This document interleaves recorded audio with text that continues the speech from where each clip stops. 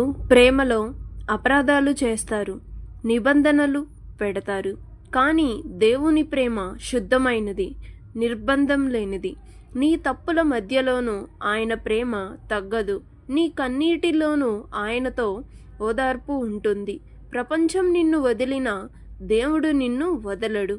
నీ కోసం సిలువపై చనిపోయిన దేవుని ప్రేమను మరువద్దు.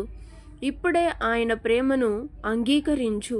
దేవుని ప్రేమను అనుభవించావా? ప్రేమ కోసం ప్రపంచాన్ని వెతకకు. ప్రేమగా నిన్ను వెతికే దేవుడు ఉన్నాడు. ఈ ప్రేమను నిరాకరించుకు, అంగీకరించు, మార్చబడు. యేసయ్య ప్రేమ మార్పు తీసుకొస్తుంది.